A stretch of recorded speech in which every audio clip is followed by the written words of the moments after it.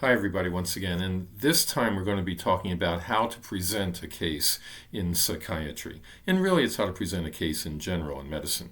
What you will find most often is that your attending or your resident will not give you the time to present everything because we simply don't have the time. But you'll find that if you're very organized in the beginning of it, they'll be nodding their head along, and they won't give you the thumbs up sign, but they'll be nodding your head, which is the same thing. So most of you will feel nervous about getting the diagnosis. And I would suggest you not say the patient has bipolar disorder because dun, dun, dun, dun, dun, dun, dun, dun. Rather, what I would do is do it kind of the opposite way, saying that this is a 28-year-old man who presents to the hospital with an elevated mood. He's been sleeping little for a week and a half, sleeping an hour a night. He's been overspending, started 2 companies, sexually has been more active than he was. He's talking very rapidly, says his thoughts are going, quote, a mile a minute, unquote. Over the last 2 months before this event, he's been depressed, and he said he had one prior episode when he was 22, when he was finishing college, where he felt like he was, quote, on top of the world, unquote, for 2 weeks, and spent money he really didn't have back then. Therefore, I believe that this person is suffering from bipolar disorder. In other words, you give the key DSM-5 diagnostic criteria first, then say, therefore, I think the patient has this or that.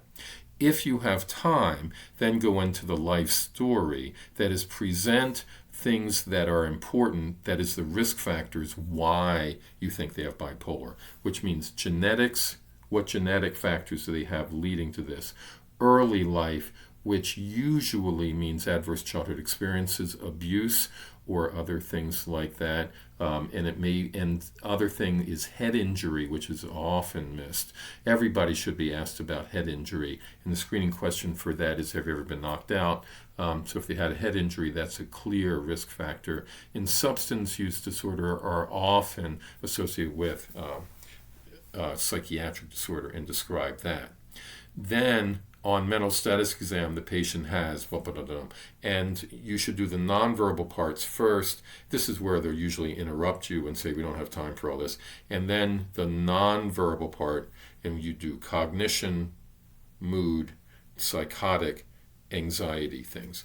And if you've not listened to the how to do psychiatric interview, that will explain all of that. And that's how to present. So in other words, it's bullet points. The key thing would be to present your data first and then your conclusion. If you say, I think the person has bipolar disorder, the attending is going to go, yeah, prove it to me. Whereas if you say, hey, they have and therefore I believe they have that you'll see that the attending will be nodding along with you as you're presenting the case. Then life story, what are the risk factors? Why are they presenting with this, whatever it is? Then the mental status exam, and therefore what you have. Treatment planning, look at the treatment planning 5-minute thing, and again, think biopsychosocial, what pills, what lab tests, who to consult, psycho, what sort of psychotherapy, social, what a social worker should do, which is always housing and benefits. And that's how to present the case. Know that the attending or the resident will not give you time to do all of this just because they don't have the time. Don't take that personally. If they're cutting you off, take it, yeah, they're following along. They will always have follow-up questions, which are usually, how would you treat this? Why would you do this pill, not that pill?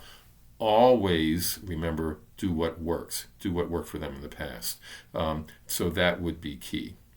So anyhow, thank you for joining us in this 5-minute session. Have fun.